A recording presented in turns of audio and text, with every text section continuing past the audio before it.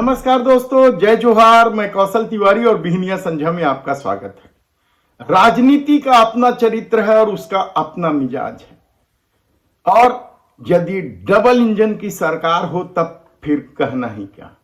क्या भ्रष्टाचारियों को उल्टा लटकाकर सीधा कर देने के दावे के साथ सत्ता में आई विष्णुदेव साय सरकार की नीयत सचमुच भ्रष्टाचारियों को जेल की सलाखों के पीछे भेज देने की है? यह बड़ा सवाल इसलिए उठ रहा है क्योंकि जिस तरीके से ईडी की कार्रवाई चल रही है, परिवहन घोटाला हो, शराब घोटाला हो या दूसरे कई घोटाले हों, उसमें साय सरकार की भूमिका को लेकर भी सवाल उठने लगे हैं। यह सवाल सिर्फ पूर्व मुख्य सचिव विवेक ढांड को लेकर नहीं उठ रहे हैं, बल्कि कई आईपीएस अधिकारी जो ईडी के जद में थे और जिनके खिलाफ ईडी ने बकायदा ईओडब्ल्यू में शिकायत दर्ज की है। और उन शिकायतों का क्या हुआ? जब शिकायतें दर्ज हो रही थी आज से 2-3 महीने पहले, तब जरूर कुछ हलचल ईओडब्ल्यू की तरफ से दिखाई जा रही थी, लेकिन उसके बाद क्या हुआ? किन अधिकारियों से पूछताछ हो रही है और नतीजा क्या रहा, कहना बेहद मुश्किल है। तो दूसरी तरफ भ्रष्टाचारियों को पनाह देने की फेहरिस्त भी तो लंबी होते जा रही है। याद कीजिए आपकी किस तरीके से बीजापुर में एक पत्रकार की हत्या हो जाती है और उसके बाद बड़ी मुश्किल से भारी दबाव, जब चौतरफा दबाव होने लगता है कि आखिर पीडब्ल्यूडी विभाग क्या कर रही है, तब कहीं जाकर कुछ एक लोगों के खिलाफ एफआईआर तो दर्ज होते हैं, लेकिन क्या गिरफ्तारी उनकी हुई कोई नहीं जानता। तो दूसरी तरफ शिक्षक प्रमोशन और पोस्टिंग का भी तो बहुत बड़ा घोटाला इस सरकार में हुआ था और आधा दर्जन शिक्षा अधिकारियों को निलंबित कर दिया गया था, लेकिन उनकी बहाली भी होने लगी है। क्या हुआ जांच रिपोर्ट का? क्या वे दोषी पाए गए या क्लीन चिट दे दिए गए या बगैर जांच के उन्हें बहाल कर दिया गया? कल ही फिर पोस्टिंग और प्रमोशन घोटाले में निलंबित 4 अधिकारियों की न केवल बहाली कर दी गई बल्कि उन्हें महत्वपूर्ण पोस्ट तक दे दिया गया। इसमें बलौदाबाजार के तत्कालीन जिला शिक्षा अधिकारी सीएस ध्रुव को संभागीय संयुक्त संचालक कार्यालय बस्तर में बिठा दिया गया है। कमाई वाली जगह है बताया जाता है।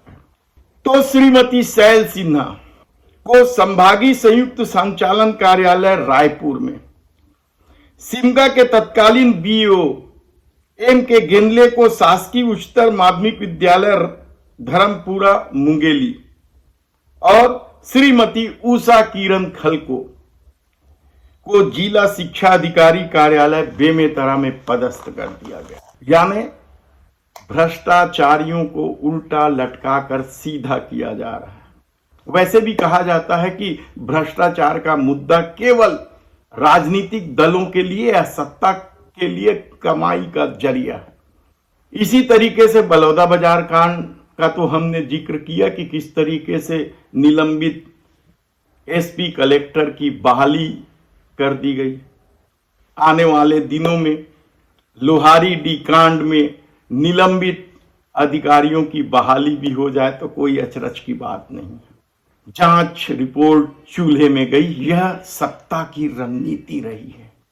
ऐसे में ईडी की कार्रवाई को लेकर कांग्रेस भले ही एक तरफा कार्रवाई का आरोप लगा रही हो, लेकिन राज्य सरकार की भूमिका भी तो इन भ्रष्टाचारियों को या इन घोटाले के आरोपियों को बचाने की रही है। तभी तो एक आईपीएस को जो ईडी की रडार में थे, भूपेश सरकार को उन्हें किनारे करना पड़ा था, उस आईपीएस को जिले का प्रभार दे दिया गया, पुलिस कप्तान बना दिया गया। तो ईओडब्ल्यू में जो ईडी ने शिकायत की है उसे लेकर सवाल उठना स्वाभाविक है। दरअसल ईडी ने हाल के दिनों में जब कवासी लखमा को पकड़ा तो एक बार फिर यह मामला इसलिए सुर्खियों में आ गया क्योंकि इसमें पूर्व मुख्य सचिव विवेक ढांड को सरगना बताया गया। और यही बात ईडी ने ईओडब्ल्यू को जब रिपोर्ट की थी या ईओडब्ल्यू में जब एफआईआर कराई थी तब भी यह बात कही थी, और उस समय भी यह चर्चा रही कि शीघ्र ही विवेक ढांड सलाखों के पीछे रहेंगे। लेकिन उस घटना को 3 महीने हो गए और एक बार फिर विवेक ढांड चर्चा में है। विवेक ढांड कहां है? ईडी उसे गिरफ्तार करेगी नहीं करेगी यह एक अलग मसला है, लेकिन राज्य सरकार विवेक ढांड को क्यों बचा रही है यह बड़ा सवाल इसलिए उठ रहा है क्योंकि अब जो चर्चा है कि विवेक ढांड शहर छोड़कर जा चुके हैं और अधिकारियों के नाम है उसमें। जिन लोगों से ईडी ने पूछताछ की थी उसमें सबसे चर्चित नाम तो दीपांशु काबरा का था, जो परिवहन आयुक्त थे भूपेश बघेल की सरकार के दौरान और जनसंपर्क का आयुक्त भी थे। उनसे कई दौर की पूछताछ हुई थी। चर्चा यहां तक रही कि लेन देन के साथ सब खेल कर दिया गया है, लेकिन राज्य सरकार कर क्या रही है? वह क्या दीपांशु काबरा से पूछताछ कर पाएगी? ईओडब्ल्यू में जो नाम दर्ज है उनकी बात कर रहे हैं हम। राज्य सरकार उस रिपोर्ट के आधार पर भी तो बातचीत कर सकती है, पूछताछ कर सकती है, क्लीन चिट दे सकती है, क्या कर सकती है। लेकिन क्या सत्ता की नीयत अब बदल गई है? क्या वे भ्रष्ट अधिकारियों को अपना दुधारू गाय समझने लगे हैं, इसलिए उन्हें महत्वपूर्ण पोस्टिंग भी दी जा रही है और गले भी लगा रही है? विवेक ढांड को लेकर कई तरह की चर्चा है और विवेक ढांड तो पहली बार विवादों में तब आए थे जब 1991 में वे उज्जैन के कलेक्टर थे और सिंहस्थ कुंभ का आयोजन हो रहा था, तब भी कई तरह के आरोप लगे थे। उसके बाद दुर्ग कलेक्टर के दौरान भी उन पर आरोप लगते रहे। और विवेक ढांड का कनेक्शन कहां है? कौन लोग हैं जो उन्हें बचा रहे हैं? किस तरीके से खेल खेला जा रहा है? ऐसे कई सवालों के बीच एक चर्चा तो यह भी है कि विवेक ढांड का धमतरी कनेक्शन, मूल धमतरी है, तो धमतरी का कनेक्शन तो राम गोपाल अग्रवाल का भी रहा है जो कांग्रेस के कोषाध्यक्ष रहे। वे भी ईडी की गिरफ्तारी के डर से देश छोड़ चुके हैं क्या? यही तो चर्चा है। कहा जा रहा है कि वह यूएई में रह रहे हैं कहीं। तो क्या विवेक ढांड को भी ऐसा मौका दिया जा रहा है कि वह भी देश छोड़कर चला जाए? विवेक ढांड के कई किस्से हैं।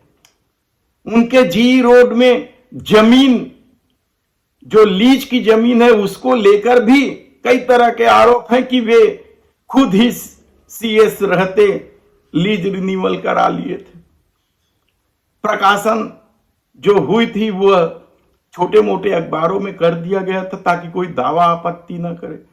ऐसे कितने ही आरोप विवेक ढांड पर हैं।